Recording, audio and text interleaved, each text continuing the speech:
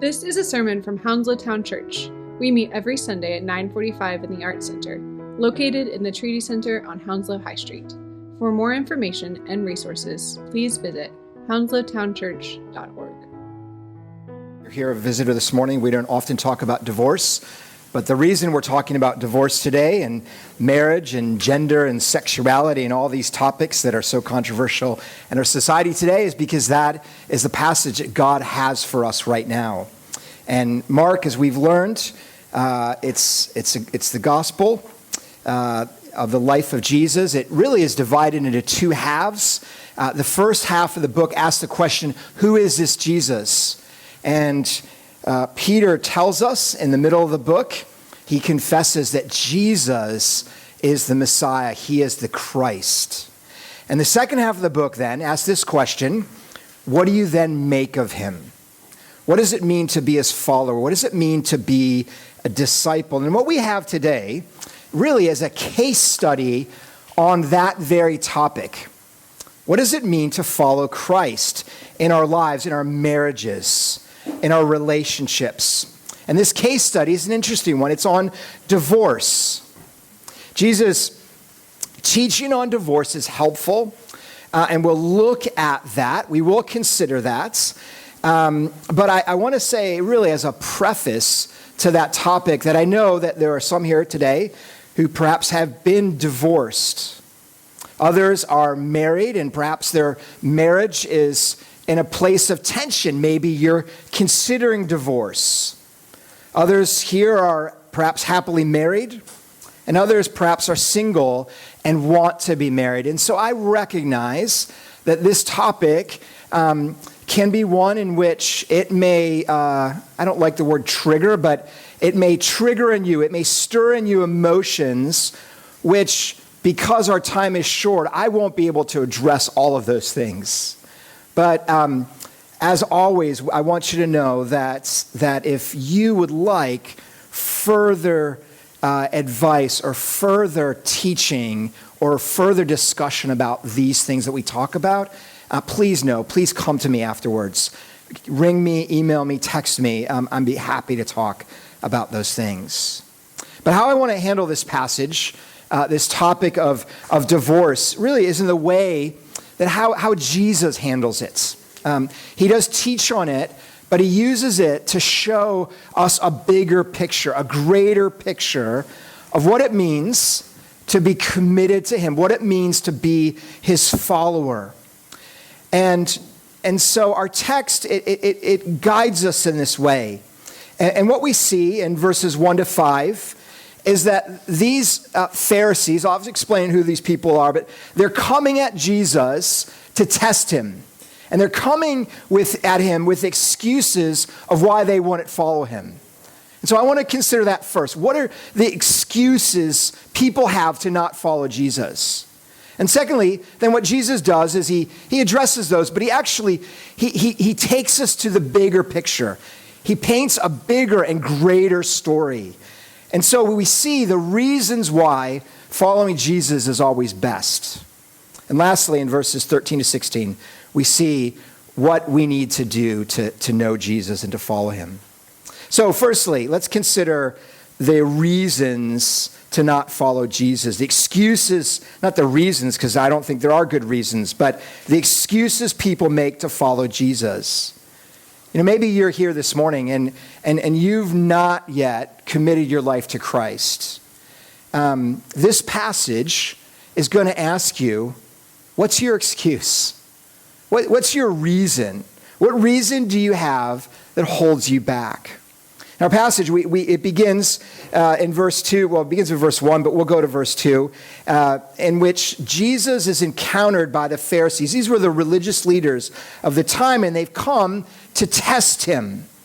They're not coming as friends, curious to learn more, but rather their mind, this lot, their mind has been made up about Jesus. And so what they're doing is they're looking for ways to discredit him or find plausible excuses that they can tell themselves and they can give to others as to why they don't follow Jesus. They'd say to themselves, I don't follow Jesus because ... right? We don't know what the ... We don't know the reason. Mark doesn't tell us the exact reason why the Pharisees were so opposed to Jesus. But we do know what they thought about this topic of divorce. And they chose this topic of divorce because they thought this would be a topic in which they could trap Jesus in order to discredit him. All right? In the culture of the time, there was, just like today, there was a wide range of thinking on divorce. There were different opinions on divorce. The most common view amongst the Pharisees, we know from history, was that divorce was permissible, it was allowable, and a husband could divorce his wife almost for any reason. So this culture was, the Pharisees' culture was strongly, we would say today, patriarchal and strongly in favor of the men. So for example, a Pharisee named Ben Sira of the Hillel school of this group wrote this. He wrote that a husband should not allow boldness of speech from his wife and suggested that divorce was an option if a wife did not do what the husband said.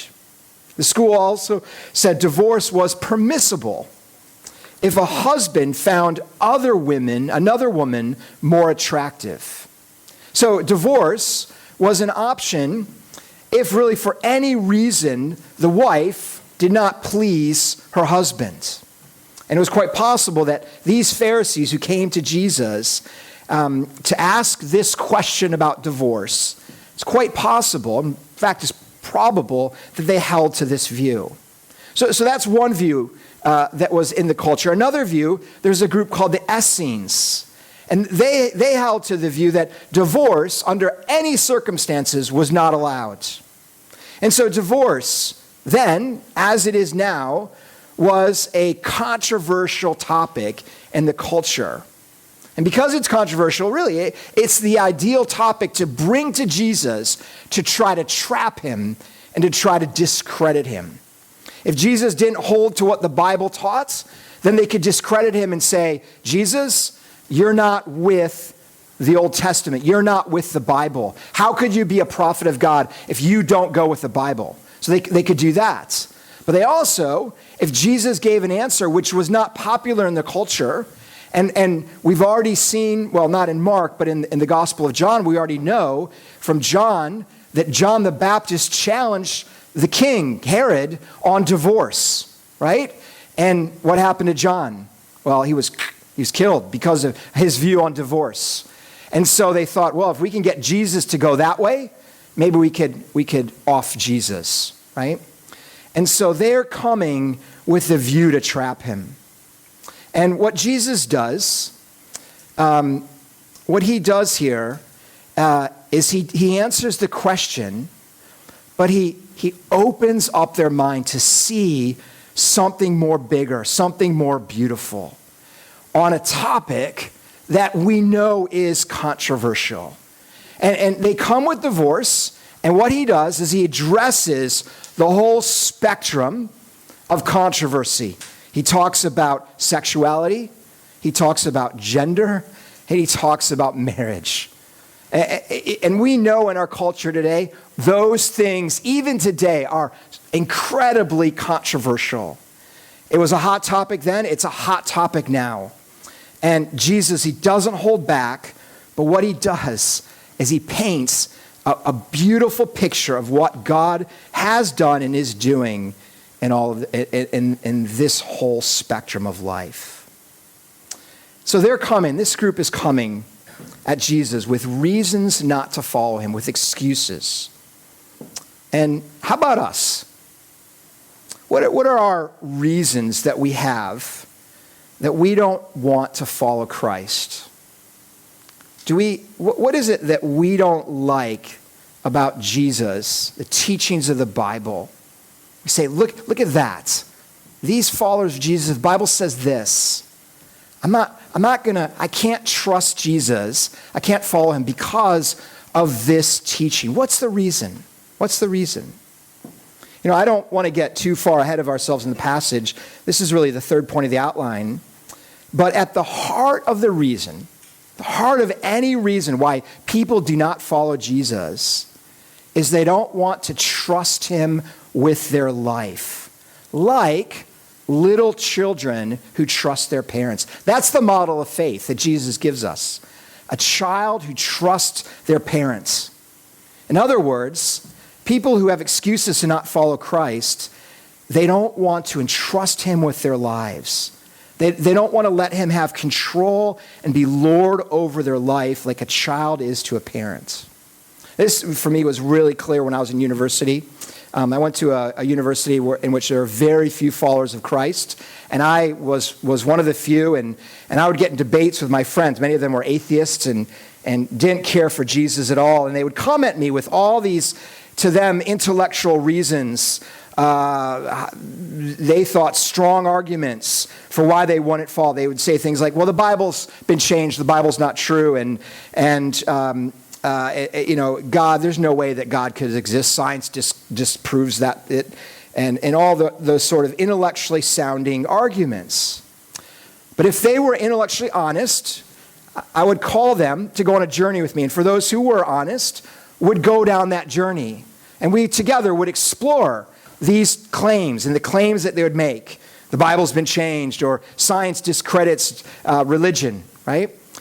And what we would find is when good answers would come to those questions they would pose, they realized that these answers they have really are just excuses for the fact that they did not want to give Christ control of their lives. That became so apparent. That's the bottom line.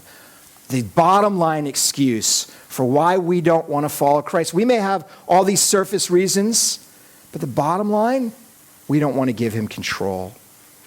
So there are excuses that people come to and make as to why they don't want to follow Jesus. And these Pharisees, they had their reasons. And they came in hot then at Jesus to test him, to challenge him. Jesus knows that they're coming in to test him, right? There's tension in the room. It's very palpable, right? And yet notice how Jesus paints this picture of what's best, right? Notice how he loves them. Notice how he answers their challenge. Do you see any hatred in Jesus? No, he doesn't show hate. They come with hate. He's not rude. He's not cynical. He's not snarky. Rather, he's gentle. He's gentle towards his enemies. And with love, he leads them on a journey to discover God's truth in this matter. And he opens up their minds to see that this whole area, God's way, is so much better than the little rules on divorce that they're looking to find. And I think in our day and age on this topic, we need to learn from Jesus as followers of Christ. And notice Jesus here, what he does is he does two things that I think are really helpful, right?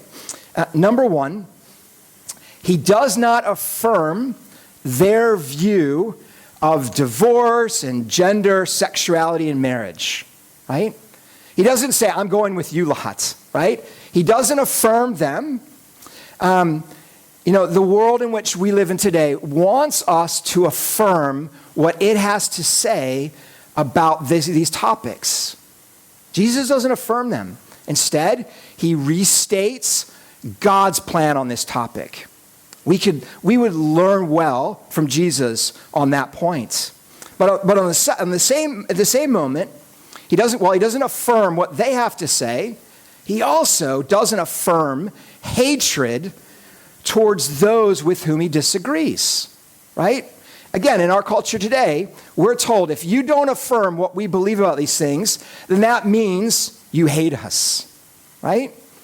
Jesus doesn't allow for either one of those things to be true, right? There is a greater way. There is a different way. Those two options, either you affirm us or you hate us, Jesus says no to that, right? Why?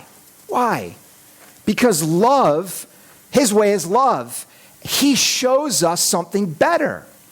we can love those with whom we disagree by offering them a better story of human sexuality. Not out of hatred, but instead out of love and out of truth, which is God's truth. And so notice how Jesus addresses this challenge, right? He asked them a question from the scriptures, verse 3. He says, what does Moses command you?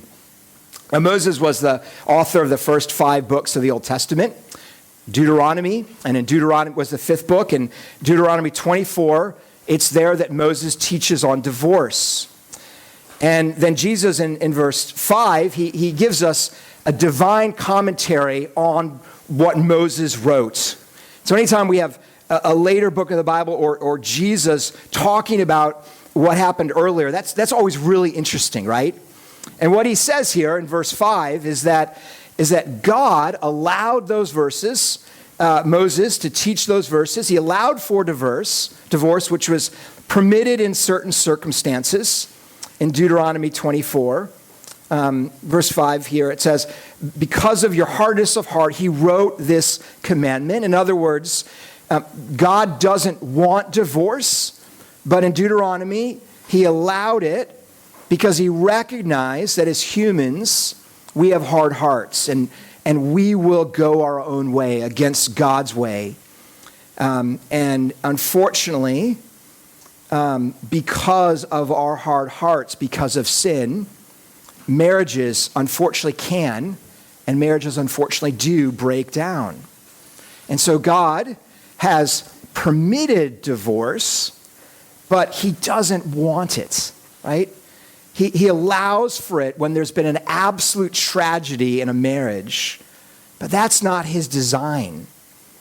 God doesn't want it. And so Jesus tells them what he thinks of divorce. But what he does next, I find really amazing. He seeks then to win the hearts of the Pharisees. This is in verse 6.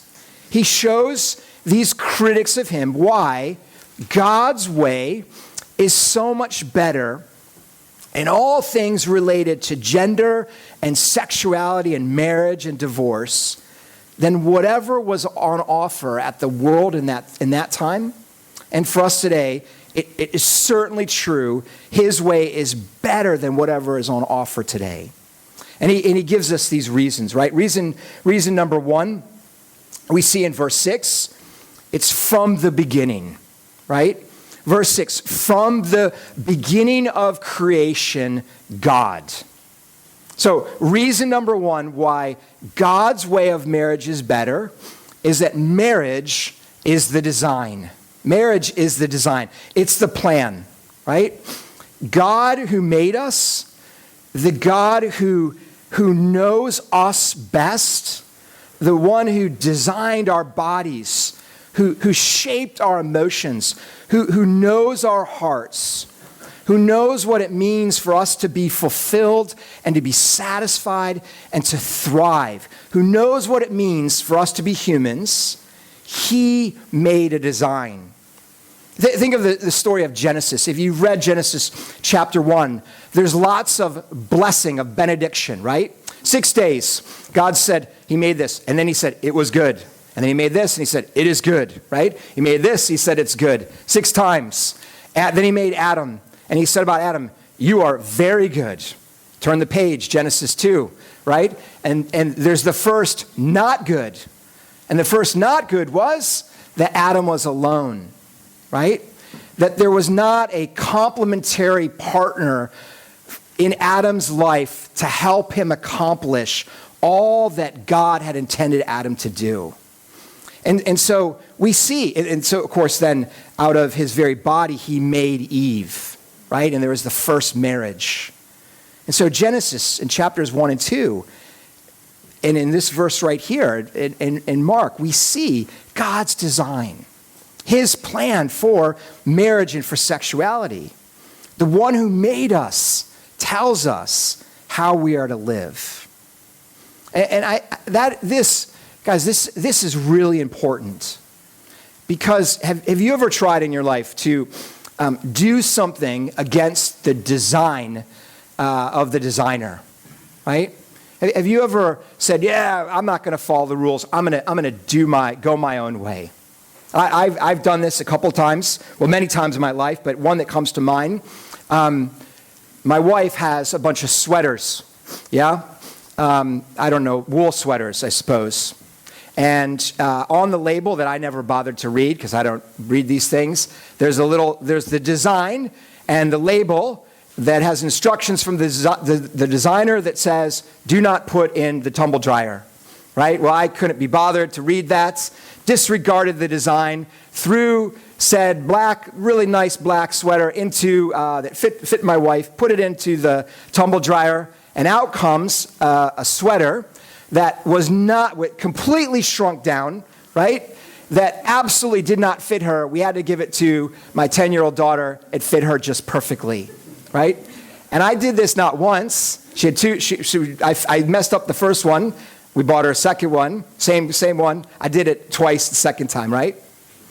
When we don't follow the design, the consequences can be destructive.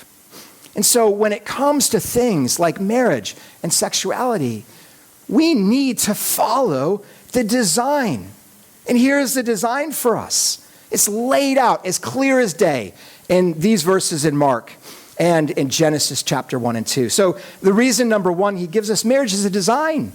So why are we going to try to change the design when we didn't make it in the first place, right? Number two, marriage we see as a gift. God's design for sexuality, for gender, for marriage, divorce, his design for these things, it's a gift. Verse 9, here's where we see it's a gift, right? Look at verse 9. What therefore God has joined together. God's doing it. It's a gift. What God has joined together, let not man separate. Now, you may have heard that verse before. If you've been to a wedding, that's quoted at almost every wedding. And it recognizes, it's a lovely idea, it recognizes that the spouse, each to the other, is a gift. God has designed, God has gifted, God has done it. He's joined this couple together. And the gift is, of course, the person who you're united to now and who you become intimate with in every way and who you hold fast to in the bond that is made. And this is explained if we go back to verses 7 and 8. Verse 7 says, therefore a man shall leave his father and mother and hold fast, to cleave, to be bound to, hold fast to his wife, and the two in union shall become one flesh. There's intimacy, there's union, there's commitment, there's promise here. And so the gift of marriage, it's a relationship. What is marriage? Here's the definition. It's between a man and a woman, such that there's a perfect union of two equal and yet opposite parts. And there's complete intimacy between the two. And there's a commitment, a covenantal bond that keeps them together. That's marriage. And so, what happens in a marriage when you leave behind your family, when the person leaves their family and they then hold fast to the spouse, right? It means that this new person, this new partner knows all that you are, right? Before you were married, and when you're part of a family or you're single, your family, your birth family knows you, knows the real you, knows your likes. Your mom knows what you like best. Your dad knows what you like to do. Your brothers and sisters know you, how to get at you, right? Now, your spouse knows those things, knows your likes, your dislikes. They know your heart. They know your quirks. They know your facial expressions. They can complete your sentences, right? They pour their heart out to you, and you show your heart with them. In this relationship, there's intimacy in every part of your life. This last week, in preparing for this time, I heard the story of that really, I think, illustrates this, of a very modern, secular, progressive woman who converted to Orthodox Judaism, right? And this woman was married.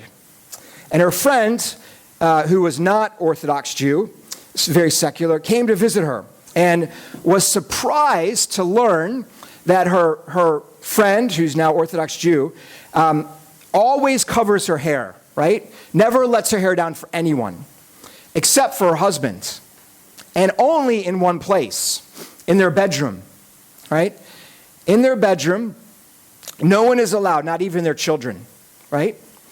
In their bedroom is the only place where this woman is fully seen, where she lets her hair down, where there's true intimacy, right? Where she is known for who she is, without anyone else seeing that. See, that is a picture of intimacy. And it's done, here's the beautiful thing, it's done in the safety of a committed bond of relationship, of a marriage, in which promises have been made to be faithful for all of life, in which there's a legal contract that's drawn up that says that spiritually and economically and emotionally and sexually, these two people are one. And in that relationship, and really in that relationship alone, can one be intimate and show their true self, show their real self, show who they really are, truly let their hair down in a figurative way, right? To a person who is safe, who is promised to never leave them, to never forsake you, till death do you part, right? And see, this is what God offers. It's truly beautiful. It's truly beautiful, where there's a union that is truly intimate and truly safe, right? That's God's picture. And the world comes along and says, we've got something better, right? Forget those things of commitments. Forget that, right? This thing called sexuality, let's experiment with it. Let's take it here. Let's do it there. We offer something better, so the world says, right? But it doesn't. It doesn't. Here's why. Here's one reason why it doesn't. In our world today, some of you have heard me say this before, but there's a lot of here who are new, so I'll say it again. Here's why I don't think sexuality outside of the bonds of marriage is in any way healthy, all right? When one has sex outside of marriage, what is being communicated is something like this. You say, when you do this, you say in effect to the other person, I want your body, but I don't want you, right? I don't want you. I want your body to make me feel good about myself right now. I want your body to make me feel happy, but I don't want you. I don't love you, right? I'm not willing to commit myself to you for the rest of my life. I'm actually admitting I'm not a safe person to you because I can't commit to you, right? I just want to use you right now to make me feel good about myself. Now, there's a word for that. And when we put it in that way, the word for that is selfish, right? It's using somebody. It's being selfish. It's looking for yourself and your needs and not thinking of what's best for the other person. And let me tell you what happens in these situations. It results in a whole lot of hurt and a whole lot of loneliness because the other person's not willing to commit themselves to you. And that leaves you always on edge, always wondering, are they safe? When are they going to leave me? When is this relationship going to break up? It results in a world of hurt and loneliness and sadness because there's some intimacy, but there's not the promise of commitment. See, do you see what God offers? His design. It's a gift. It's a gift to humanity. It's a gift to us. And here's the amazing thing. Point 3. The design in this gift, it's not just for married people, right? It's for everybody. It's for married and single and divorced and widows. the gift of marriage is for the whole lot of us. Why? Well, here's one reason. If you're here this morning and hearing, and you're single, let's say, or you're widowed or you're divorced, and you hear me talk about marriage, and you say, you know what? I long for that relationship. Barry, what you're describing of someone who is safe and knows me and loves me unconditionally, I want that. I don't have that in my life. I want that, right? Let me say this. That's a good desire. Run with that desire, but channel it in the right place.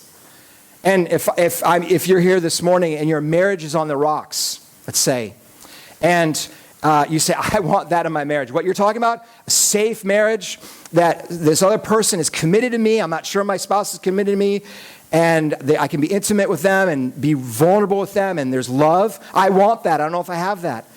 And you want it. You recognize that desire in you. I want this, right? Let me say this. Run with that, but in the right place. And here's the right place. It's to Christ. It's to Christ, right? Marriage is a picture. God made marriage as a picture for our relationship with Him. So if this desire, if I'm painting this picture of marriage in your heart, use that desire of intimacy and commitment and go to Christ. Because here's the thing about our relationship to God. It's like a marriage, right? The Bible literally is a story about marriage. The Bible begins with a marriage in Genesis. We've seen that already. It ends with a marriage, right? Jesus' ministry, his public ministry started with marriage. It started at the wedding of Cana, and it ends in Revelation with what's called the wedding supper of the Lamb.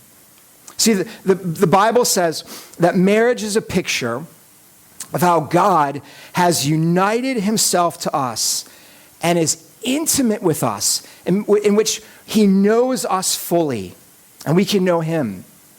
And he's committed himself to us with his promise, right? It's just like a marriage. God is intimate with us. We can know him in the most intimate of ways. And yet it's safe because he's promised to never leave us and never forsake us. And that means we can be like a child to him, right? It means that we can go to him. We can be close to him. We can trust him with ourselves, and he's safe. It means that we can fully open up who we are to him. We can bring him our hopes. We can share with him our dreams. We can give him our hearts. And we do that. He shows us in verses 14 and 15, right? We do that like little children. Look at verse 14. It says this, "But when Jesus saw it, he was indignant and said to them, 'Let the children come to me. Do not hinder them, for to such belong the kingdom of God. Truly I say to you, whoever does not receive this kingdom of God like a little child shall not enter it.' And he took them in his arms, and he blessed them, laying his hands on them." You know, this last Wednesday, Amy, my wife, and I went to visit Jason and Amal. And they have a 6-month-old. His name, did I say Jason and Amal? Sorry. We went to visit Amal and Priyanka. And Amal and Priyanka have a 6-month-old, Jason. And Jason, at the moment as a 6-month-old, my 6-month-olds were the same way, but Jason is truly afraid of everybody, right? When he sees anyone else but his parents, he cries and freaks out. And so we came in, and we made faces at Jason, all happy faces, and he just started to cry. He looked at us and said, "You guys, you two are not safe people," right? But his parents, that's an entirely different story. He trusts his life to his parents. He knows them, right? He loves them. He knows that his parents provide for him. He knows that his parents care for them. He knows that all that he wants and all that he needs and all of his desires are found in his parents, in the loving, caring arms of his parents. See, Jesus, what he's saying here to us, this is discipleship. This is how we follow him. He says, that is how you are to be to me, right? Resting in my arms, trusting in me, knowing, being fully intimate with me, finding in me all the answers to all the desires that you have in all of your life. Can I encourage us as we close here? Let's look to Christ. And let's give our lives to him in such a way that we rest on him with childlike faith. Because Jesus is good, Jesus is strong, and Jesus is kind. We're going to sing those words in a minute. But Jesus is faithful, and he's promised to never leave us and to never forsake us. Let's pray.